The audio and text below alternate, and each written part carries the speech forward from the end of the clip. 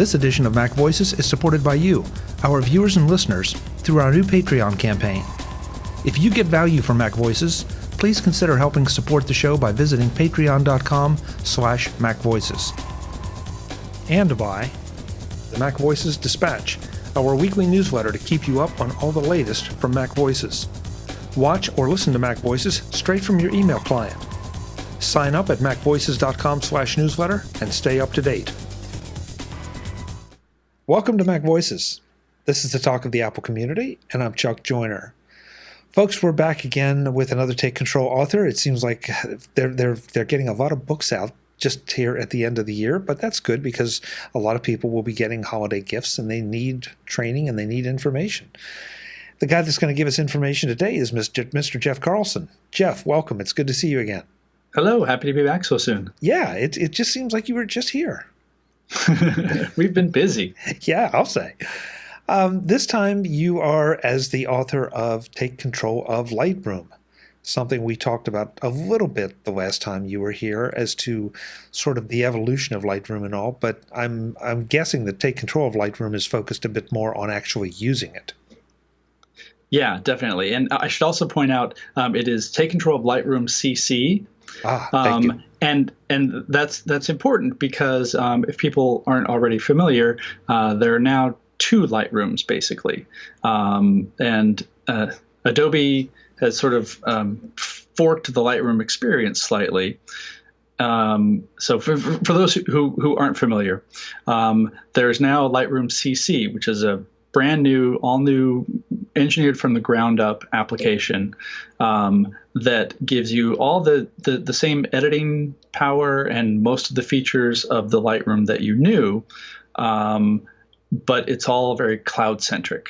It's new, it's fast, it's streamlined. It's a great program.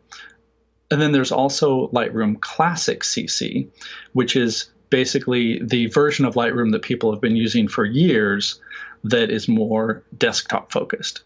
And so the book that I wrote is just focused almost entirely on Lightroom CC, the brand new app, with sections on working with the old app as appropriate. So is it fair to say that even if you were using the Lightroom CC Classic, the book can still benefit you? It's just going to be focused primarily on the cloud experience. Yeah, definitely. I mean, so, Adobe is embarking on this new thing. And there are lots of great books about Lightroom and, now Lightroom Classic that are out there. But so far, I think, and someone will probably correct me on this, but I think mine is the first book that just focuses on Lightroom CC, and there were a few reasons to do that. But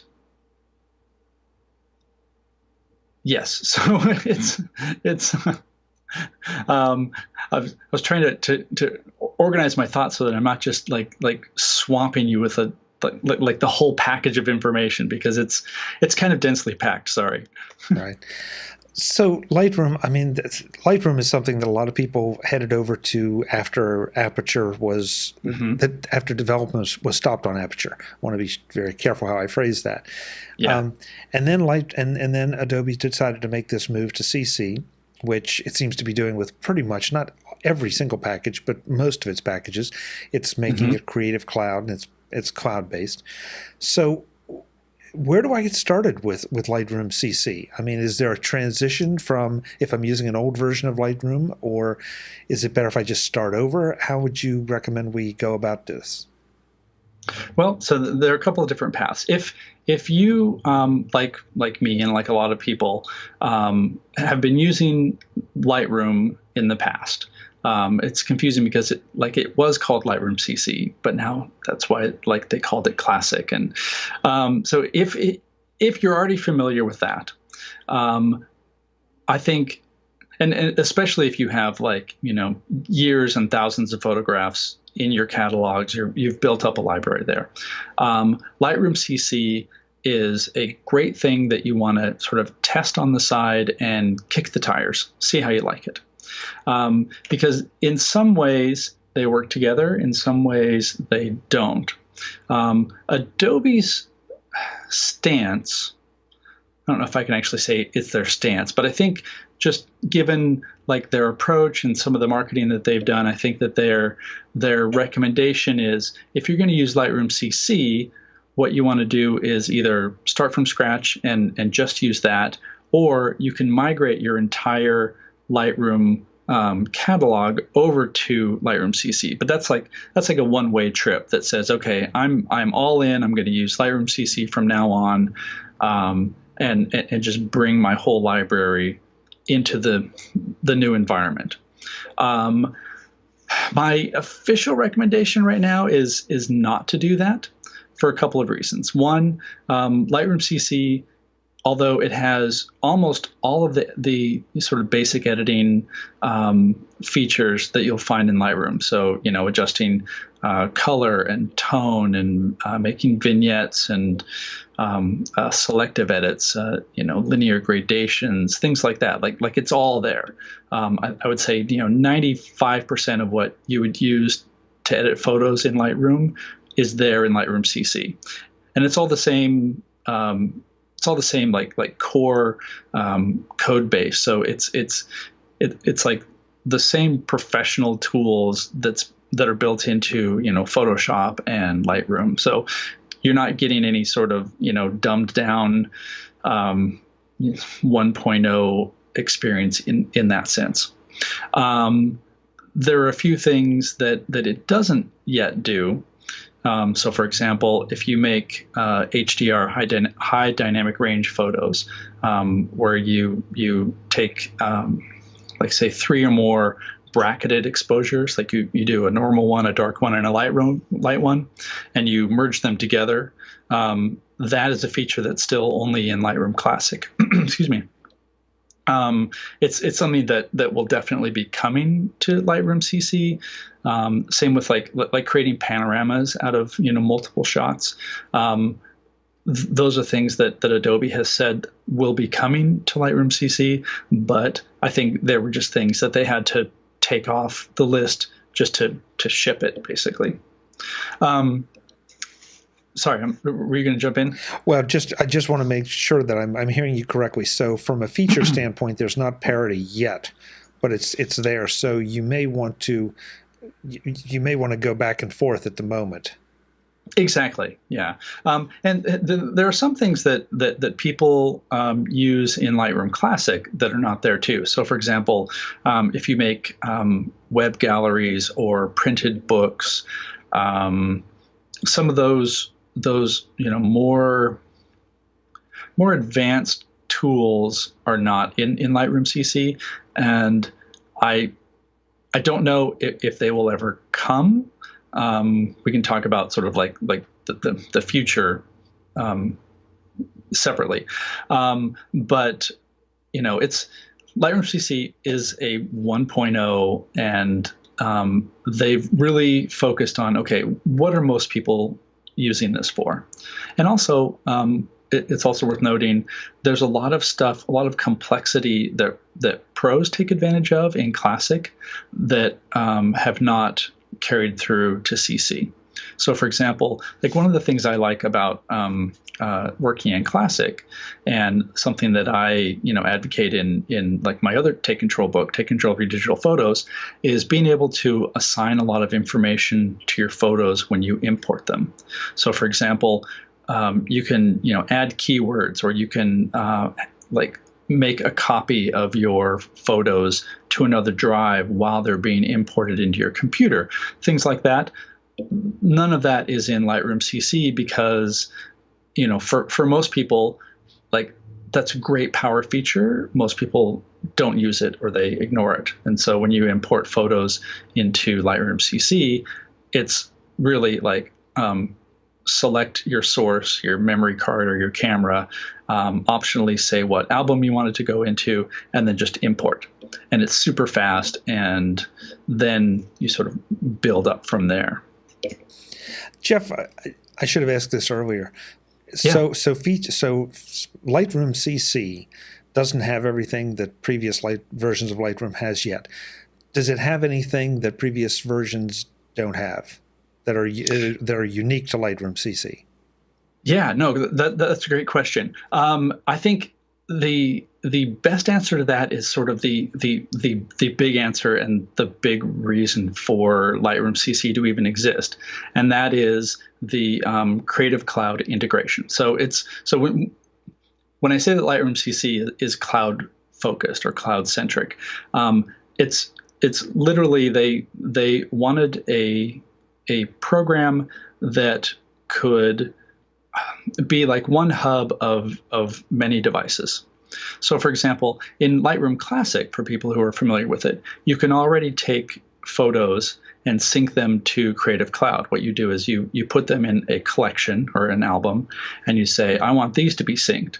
And what happens then is those photos are made available on, other computers that you're running Lightroom on, your phones and tablets that run Lightroom Mobile. You can also access them on Lightroom Web, so a web version of Lightroom. So that's similar to the way iCloud Photo works, in that you import your photos and then they're just magically made available on all other devices. So structurally, I believe, and this is where I get to say I'm not a programmer, so I don't know the intricacies of the code or the implementation. But my suspicion is what they did in Lightroom Classic to make that happen was sort of a half measure.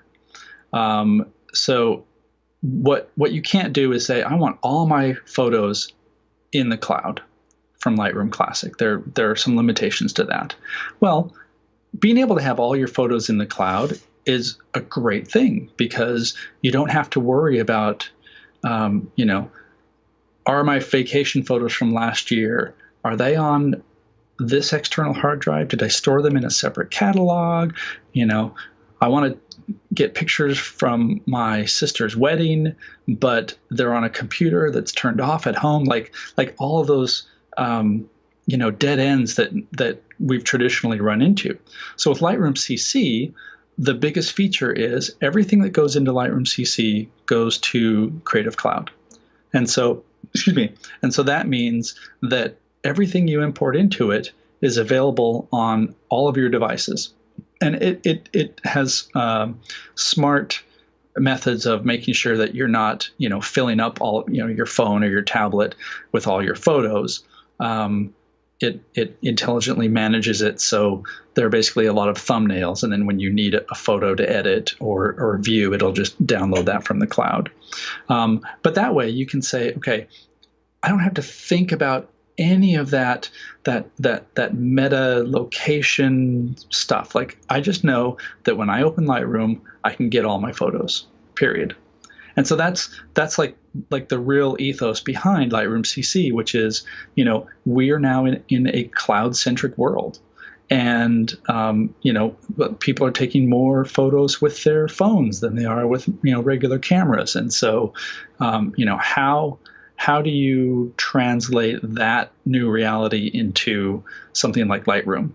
And, my guess is Adobe said, it would be better to build something new from scratch using new technologies than to try to keep bolting things onto Lightroom Classic. Jeff, was there a Take Control of Lightroom before this, or Lightroom anything? There wasn't, no. Okay. So why now? I mean, is it because of this? I don't want to couch it as confusion, but maybe that's the only word I have. Did you feel it was necessary to try to set the record straight as between the versions, as well as how people get started in Lightroom? A little bit of that, yeah. I think part of it was the opportunity to tackle something new, which is always fun. One of the interesting things about Lightroom, I mean, Lightroom is a big program. It does a lot. And if you go and you buy books on Lightroom, you're talking 400, 500 pages to really get a good comprehensive guide. Those are great, but not everybody digs into those sort of depths. I think also because Lightroom has Lightroom has been sort of like Photoshop in that sense of people say, all right, what do I need to manage my library? What do I do with my photos? One answer is you put them all in something like Apple's Photos app and iCloud Photo Library, and it all handles all of that. But a lot of people say, oh no, what you want is Lightroom, and so normal people who are not, enthusiast photographers or pro photographers, they get Lightroom, and it's overwhelming. There's just too much to it, and so they either dabble with it and then abandon it, or they just say, oh, like this is not for me because I'm not a pro photographer or whatever.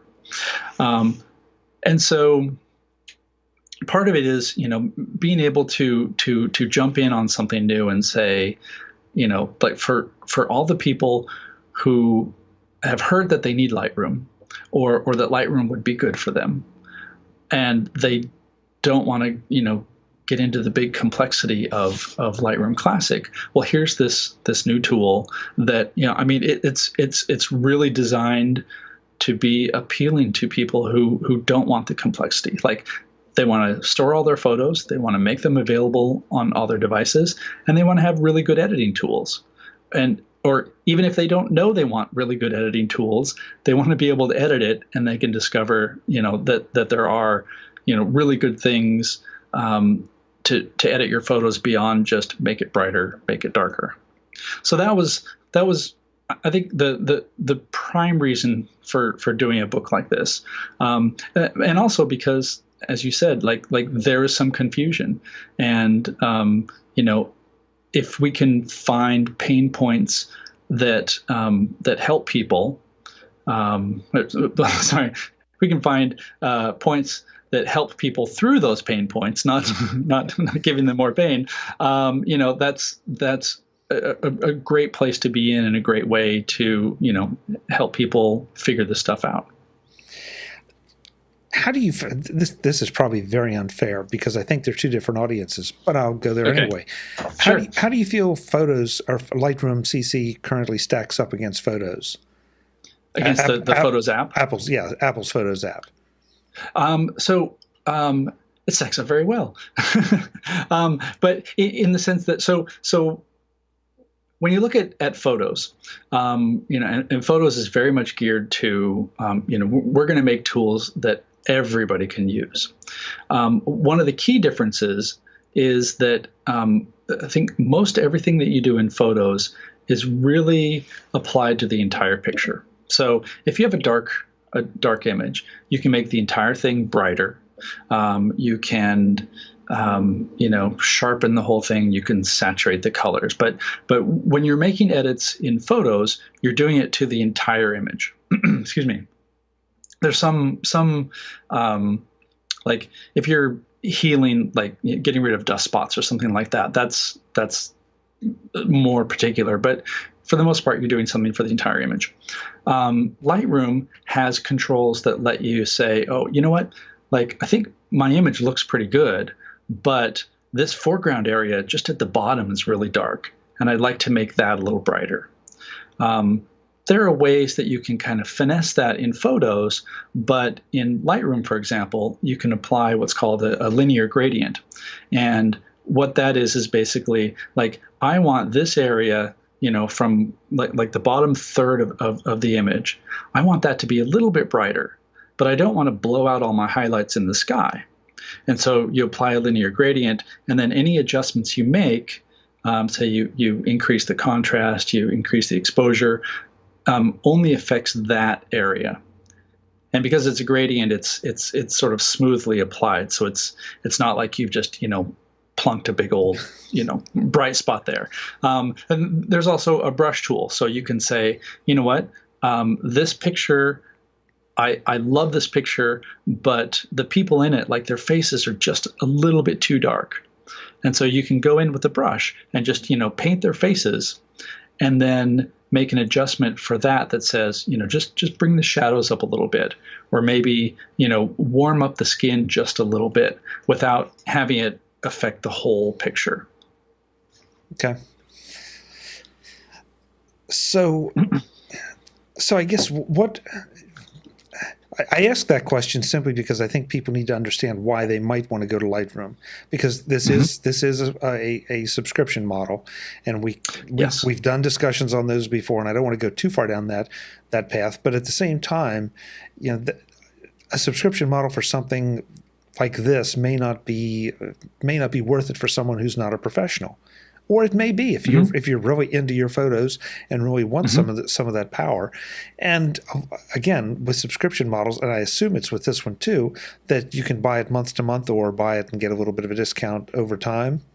So if you really need to turn it on to use for a month or two and then turn it back off, you always have that option. But it seems like this would not be the best idea, because the whole workflow is kind of predicated on the cloud aspect of it. Yeah, it's definitely. I mean, to use Lightroom CC, you need to have a Creative Cloud subscription. They have a $10 per month is their lowest priced one, and that gives you I want to say 100 gigs of storage. It's either 20 gigs or 100 gigs. It's in my book. Sorry, I don't have that off the top of my head. But anyway, and then if you pay more, if you pay $20 a month, then you get a terabyte of storage. And so it's definitely something where you need to figure out how much how many photos you have, how many you're going to keep adding to, because everything has to go up to the cloud. So it's, if you do not like subscription models at all, then this is not for you. And that's okay. Photos, Apple Photos is basically free to use, but it's also a subscription model because you need to pay for more storage, especially if you use more photos. But I totally, like, there are some people who are like, no, I'm not just going to hand over $10 a month just to have my photos. I think that for people who are at all interested in going beyond just I took a picture and I'm gonna text it to somebody, it's worthwhile because you have the abilities to do greater editing. I think a big component of Lightroom is the photo management, which I say that out loud, and I know people like roll their eyes, like, "Oh God, I don't want to manage my photos," because nobody likes doing keywords and all of that. But the appeal of it is, not just that you can flag which images you like or rate them, all that. The key appeal is this is one place that you can have all of your photos. As you know, there are tools like Luminar or Pixelmator, Affinity Photo, that cost a lot less and have a lot of very powerful editing controls. But right now, those are all applications that are sort of like Photoshop, in the sense that, you need to already have your photos stored somewhere else, and you have to open them individually. It works if you're using, the Photos app, because they can, like, there are plugins and things like that. But with Lightroom, like, you're paying for this whole ecosystem that is designed to work and is designed to make you able to, like, one of the things that I find myself doing a lot, and probably because I've been covering this for a while, but I like editing photos on my iPad on the couch downstairs. And the editing controls, and even the sort of like sorting and rating controls, are almost in complete parity between Lightroom Mobile on the iPad and the iPhone, and Lightroom CC. They designed like they look the same. There are only like a few things that Lightroom Mobile doesn't do.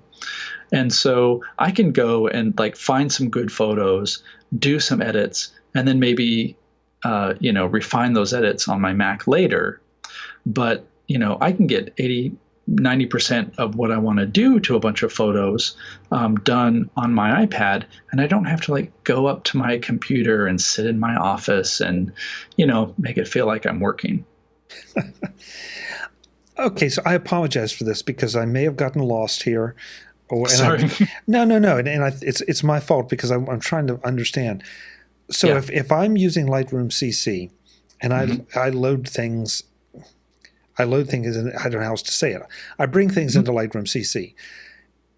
Am I still storing my photos on my drive, or I understand that a copy is going to the cloud. I guess I'm asking, is the intent for me then to remove them from my computer and then pull them down from the cloud as I need them?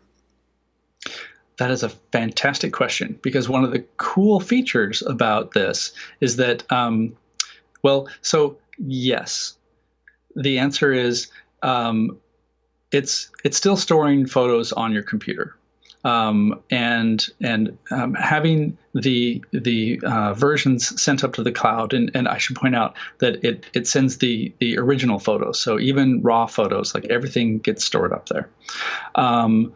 But you also still have them on your computer. So it's not like everything gets sent to the cloud and then deleted and you have to wait for everything to come back just to work on it, because that would be insane. But what's cool about this is, as you know, we don't all have massive hard drives, or for example, like my main computer is a MacBook Pro, and the most of the MacBook Pros these days have 256 gigs or 512 gigs of storage, which, as you know, if you start taking any number of digital photos, that fills up really quickly. So what Lightroom CC does is it takes a lot of that storage out of your hands, meaning once something is uploaded to the cloud, it says, okay, like there's a secure copy of that. And so it will automatically delete photos off of your hard drive to make sure that you're not overwhelming your hard drive. And you can there's a slider in the settings that will say maintain 25% of my photos. So you have some control over how much that applies. So if your drive is getting really full, it will just delete the actual photos, leave a thumbnail in place. And then if you need to edit one of those that's been deleted, it just pulls down the original when you need it. Okay, I think I got it, and I'm gonna walk through and see if I'm correct. Okay, and then I'm gonna end it with a question. So, okay, I take a picture of you right now. I load it into Lightroom. Lightroom Yes. sends it to the cloud, but Yes. Lightroom also maintains that photo on my computer if I've allocated sufficient storage space. Which, since it's only one photo, I would think it would. Yeah. Okay, so now it's in the cloud. Now here comes the question part. If you go down, if I go to my living room and pull up my iPad and decide to retouch that a little bit, then I'm obviously pulling it down from the cloud to my iPad. It's going, I assume it's syncing back up to iCloud, to the cloud, pardon me. It goes back up to the cloud. Right. Or, so I guess two questions. First of all, what goes back? Is it the changes? Is it the photo? And does that then sync back down to my desktop computer?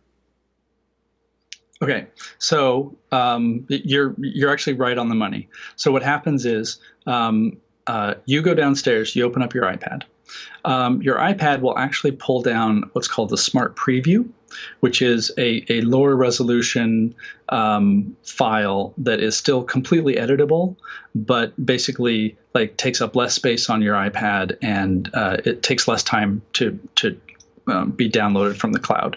There's an option that you can specify that it brings down originals, but you don't really need to. So you make edits to that image. What gets sent back to the cloud is basically like a very small text file that just says what's been changed.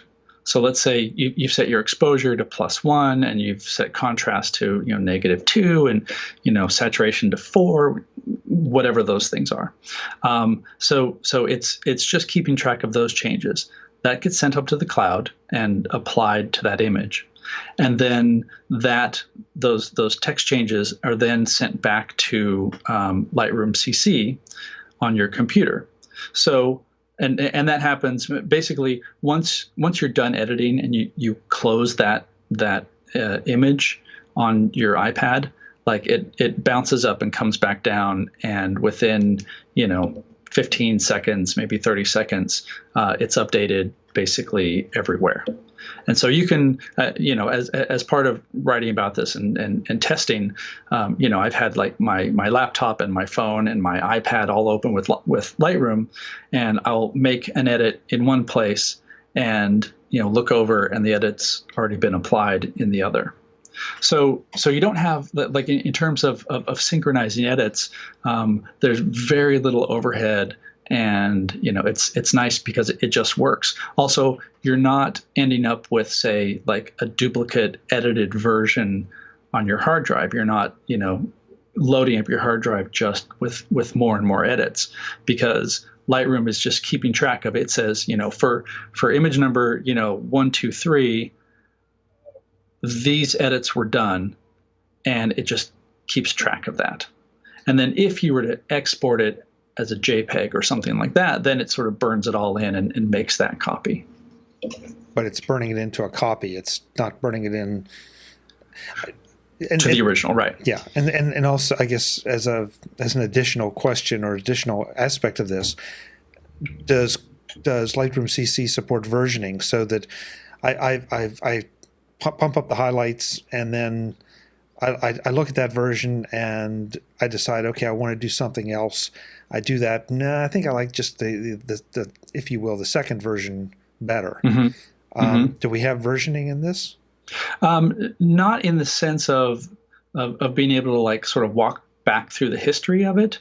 Lightroom Classic has that feature, and so I think the data is there, but it's not exposed by Lightroom CC. But basically, when you open the image after you've edited it, even days later, you open it back up, because it knows what all those edits are. You can see that, oh, okay, the highlight slider is still at -10. That's a little bit too much, so I'm gonna move it to -5. So it's not versioning in the sense that I'm going to put this back to, version, yesterday's 4 o'clock version. Right. But you can,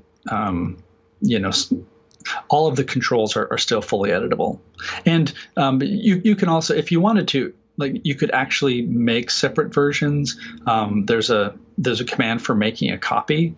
So let's say you have an image and you really like it in color, and you're like, like this might be a good black and white, but you don't want to, just do that over the top of the one that you edited in color. You can make a copy, which actually does make a copy of the file, and then work with that. I hope I'm not taking us off track here. I think it's really important with any of these cloud-based services to understand what's happening where, when, how, why, and what I can do and what I can't undo, and where's it going, and how much bandwidth am I using, because I think that's going to be an increasingly important issue. And so trying to get all of this together, you want to make sure you know what it's doing, not what you think it might be doing, because then you can get in real trouble. Right, right, exactly. And that's where my book comes in I, to help explain all that. Yeah, exactly, and that's why I'm asking some of these questions Yeah. from the book, and although I Mhm. didn't look at the book to ask the questions, but anybody that's looking at starting to pay for Lightroom CC, you want to know exactly what you're getting and why. Mhm. And it sounds like a perfectly legitimate, in fact, a very advantageous workflow if Yeah. you are one of those people that loves to noodle with your photos and on different devices especially. Exactly, and the fact that all of your originals are uploaded, the Lightroom and honestly any program should do this, but the original is sacred, and so any edits that you make, they're not changing that original file. The only way that that you create a file with things that are burned in is if you are exporting something separately, like taking that specific action. I should also point out one of the things in the book, going back to like storing originals and all of on your drive. Another very clever thing that they implemented was, obviously for some people, your photo library is going to get big. It's going to get bigger than what you can store on your internal drive, even with Lightroom culling things as needed. And so there's an option where you can say, you know what, I want all my originals, all my local originals, to be stored on this external hard drive. Because I have 2 terabytes of photos or whatever. And what's nice about that, in Lightroom Classic, you can do that, and it sort of keeps track of where those locations are, but you have to do a lot of that work. Like if you want to move something around, like you have to do it. You have to do it in the right way. If you move things outside of Lightroom, it gets confused. Bleh. So in Lightroom CC, you can say, all right, I want my library, my local files to be stored on this external hard drive. This is what I do in my setup. And whenever you import the photos into your computer, they get stored there and then they get sent up to the cloud. Well, then I take my laptop on vacation or to a coffee shop or something. When I run Lightroom CC again, it will tell me, hey, I can't find this drive, but that's okay. And then if I do any edits, those are all sort of, kept. It keeps track of all the edits. If I import some new photos, those photos are going to just be stored on the MacBook Pro internally. But as soon as I get home and I plug in my external hard drive and I open Lightroom, it says, oh, your library is back. I'm going to copy these things over into the right place for you. And it just does it. So you don't have to be like one thing that I struggle with Lightroom Classic is that, I will take a whole bunch of photos and I will fill up my hard drive, if I go on a workshop or a long weekend or something. And then I'm sort of left with this bifurcated structure where most of my library is on this big external hard drive. And then I've got, gigabytes and gigabytes of these new photos that are on my internal hard drive. Well, I need to remember to, drag those and put them, move them to the external hard drive at some point within Lightroom to do it correctly so it knows where they all are. And that's just an extra step that I have to, always remember, oh, why don't I have any free drive space left? Oh, that's right, because I need to, move things across. Lightroom CC, it just takes care of that for you. And it's very slick. Are there any gotchas to Lightroom CC? I mean, other than the ones we've talked about, as far as not feature parity, but are there any nasty little surprises, or for that matter, wonderful little benefits that we haven't touched on? There's actually a wonderful benefit and nasty gotcha rolled into one. How's that? Oh, this should be good. So with my Take Control of Your Digital Photos book, I have like this whole system for adding metadata and extra information to your photos to make sure you can find them easily later. Okay, that's sort of the whole point, is like, I want to be able to just find my photos whenever, wherever, and not have to spend a half an hour doing it. And so you do that by adding keywords, and you rate things, and so Lightroom CC, the other side of doing keywords and things is that nobody does it. And so I thought it was just me. No, that's not. Okay. It's like everybody knows they should do it. I think everybody does it to some extent, but most people, like, they want to go in and they want to look at their photos and they want to find the good ones and they want to edit them and they want to share them. Like I'm the same way. So what Lightroom CC does, it has it's using this technology that Adobe developed called Adobe Sensei, which is basically after your photos are uploaded to the cloud, the Adobe Sensei like looks at all of them and identifies things for you. So it's the same thing that Google Photos is doing, Apple is doing, and it will be able to let you find things like show me all the pictures with coffee. And even if you've never tagged anything, it will come up with things that are, cups and espresso and coffee, things that look like that. Or maybe scenes like, show me all my forest or beach shots, things like that. And so that's really cool and helpful for people who, just aren't gonna do keyword tagging. The only gotcha is, and I'm hoping this is just like a 1.0 thing, is that Sensei is built like it's all cloud-based, because they're taking advantage of using cloud servers and lots of processing power, etc. So Sensei only works if you're online. If you are not connected to the internet, Sensei doesn't work. Worse, if you're not connected to the internet, you can't do search at all in Lightroom. So even things that you've tagged, it won't work. So, whoa, hold it. Yeah. I know. So even though I have photos still on my hard drive locally, and even though Sensei has identified that they're of photos of a coffee, a boat, and a pig, yes, I can't search any of that part. It's not, the metadata is not burned into the file. The metadata is there. The search feature is not there. So it's not doing any local search. It's only doing a cloud search. So even if you have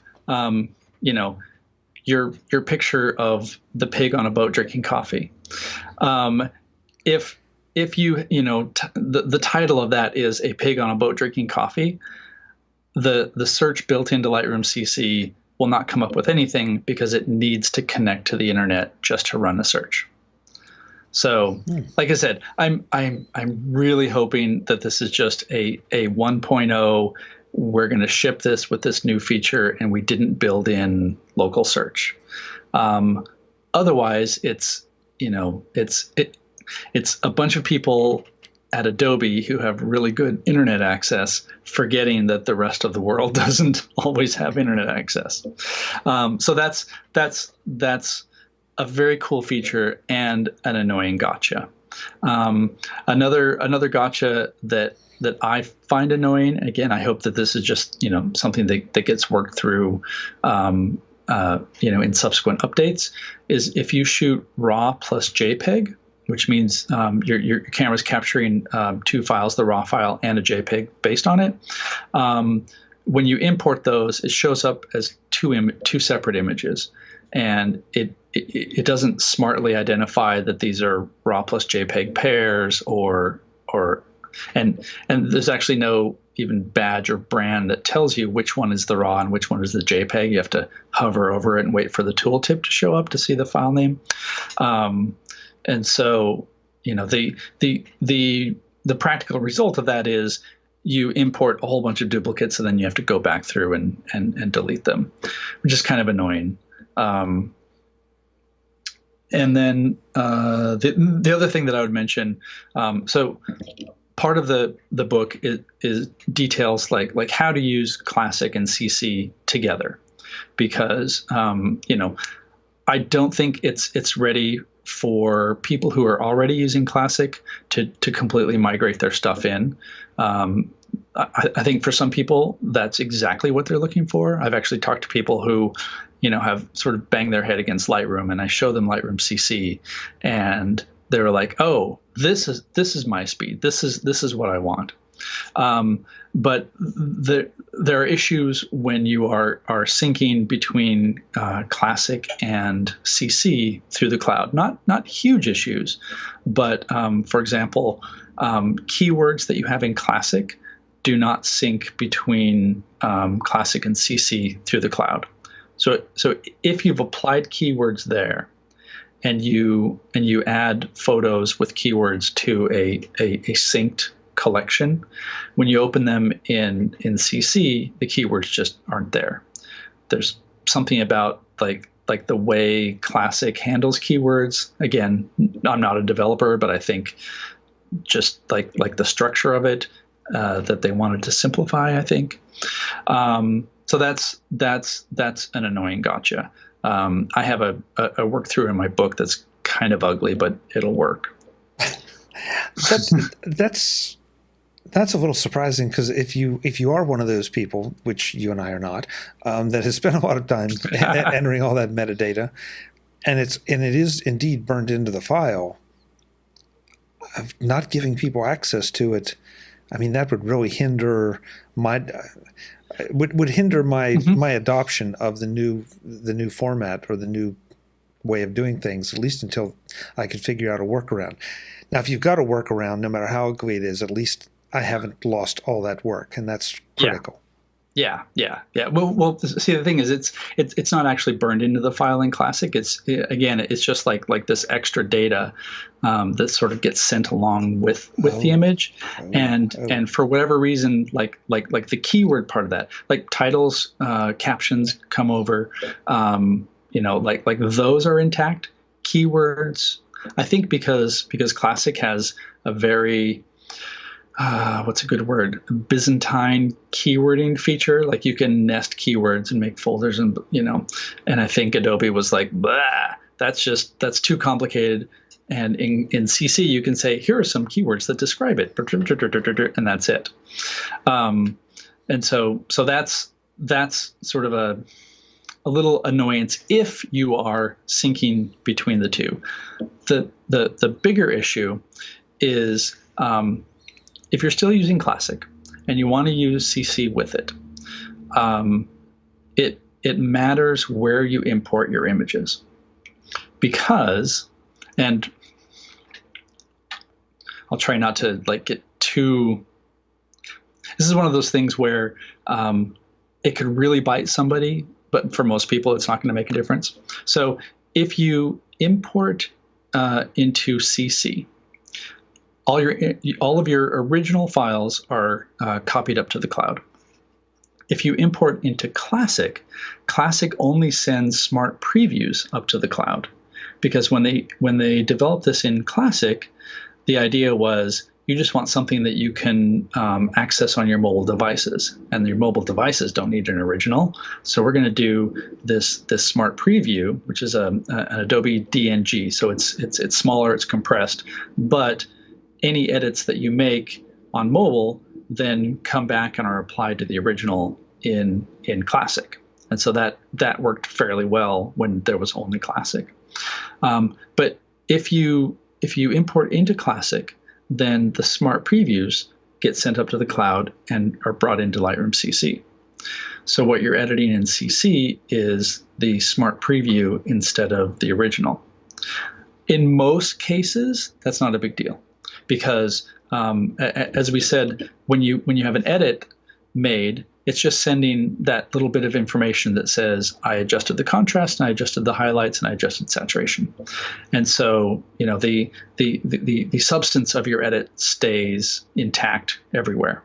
The only problem is if you're in CC, and let's say you have an edit that you want to make that is beyond CC's capabilities. So, for example, you want to remove something from a scene, and Photoshop's healing tools are much better than Lightroom Classic or Lightroom CC. You have more power. So you can say, all right, I'm going to edit this in Photoshop. And there's a control called Edit in Photoshop. And you do that.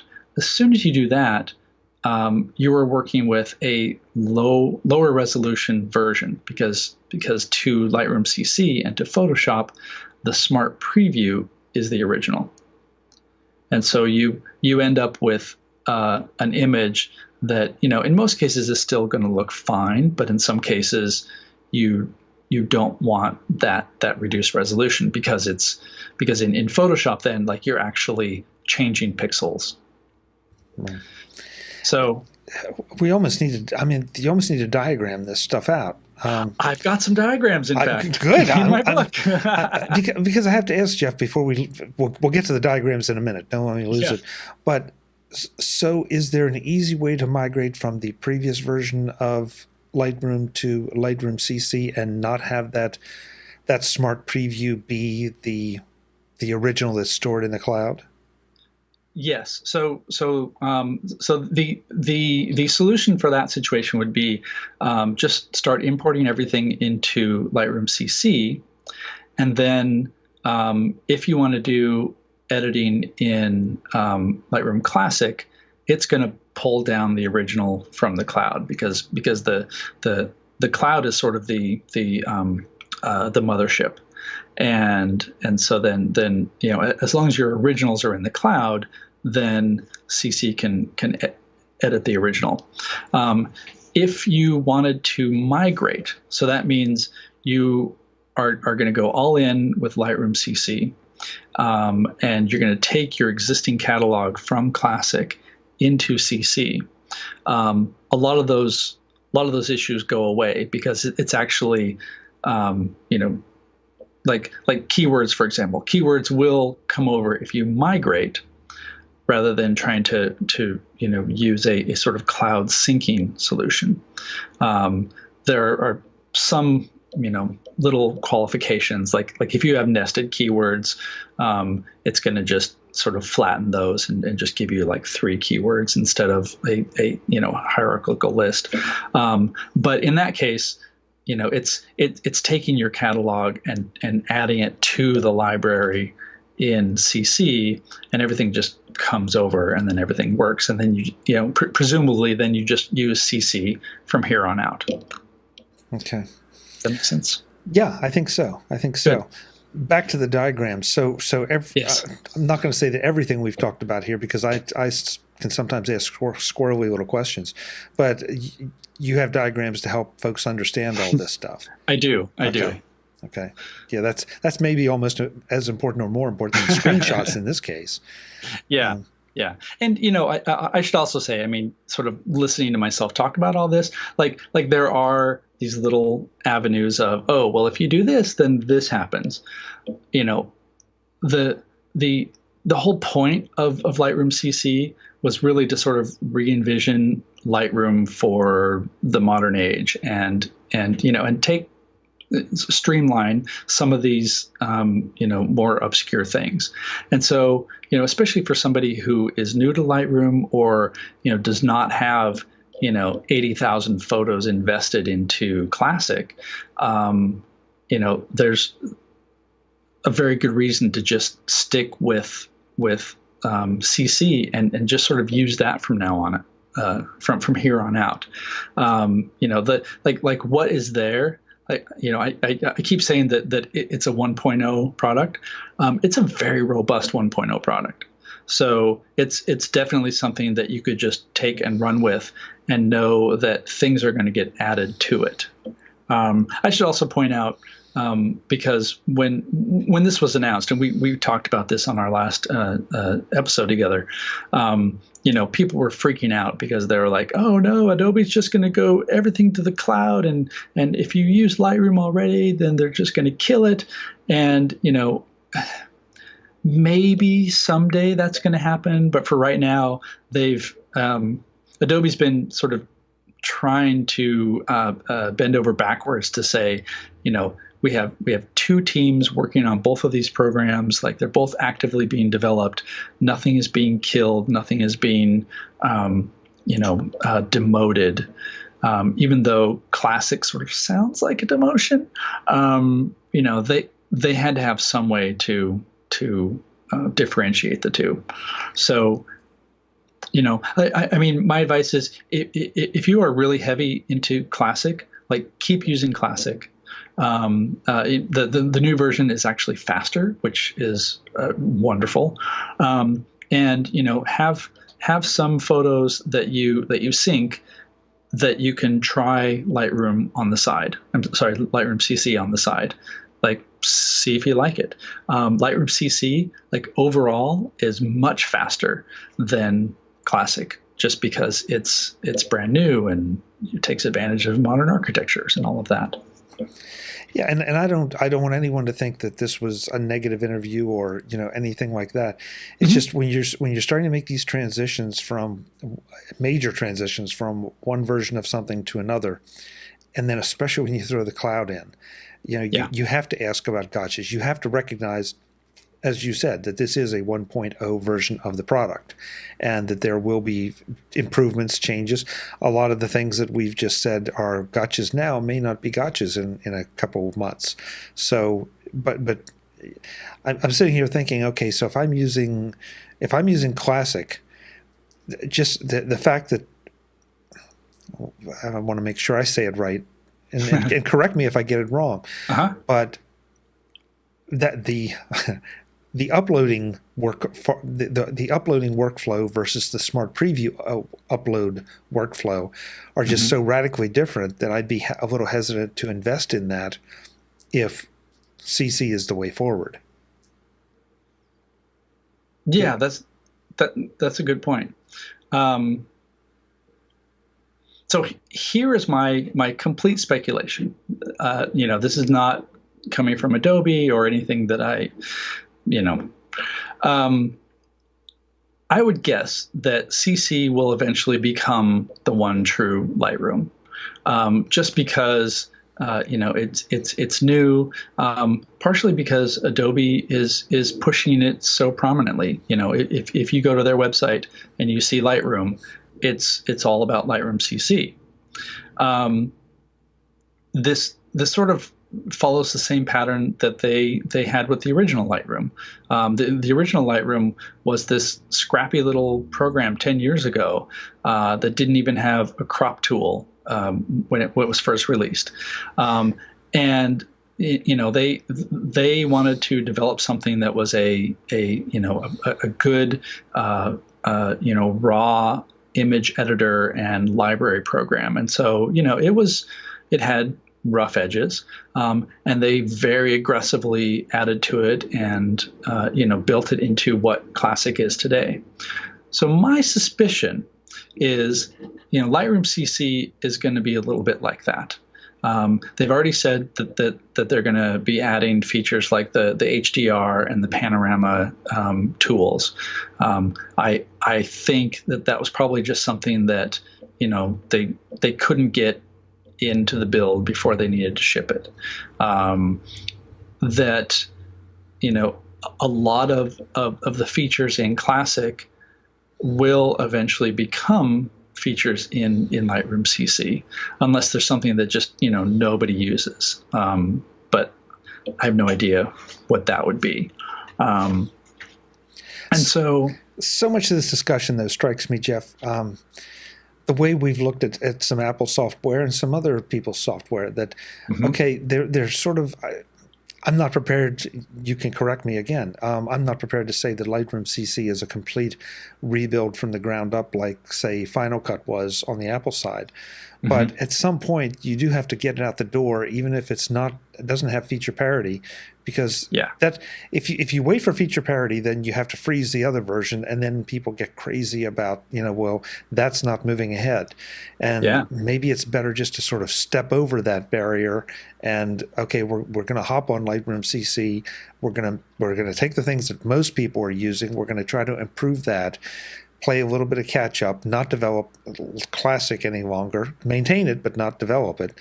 And keep on going, because in today's world, yeah, there are a lot of places you don't have great internet, but at the same time, the advantages of using the cloud, even if you have to plug into it somewhere just to get those benefits on a sporadic basis, it's just too good to pass up.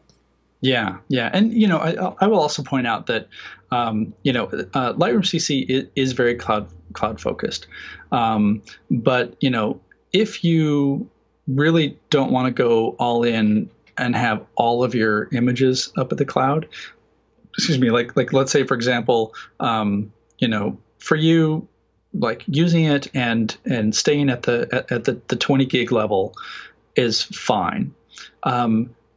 You can launch Lightroom CC, and you can just turn off, or you can pause the syncing portion of it, and with that turned off, basically you're just using your local library. It's not going to try to delete things or deal with the space issues, because the originals will not have been sent up to the cloud.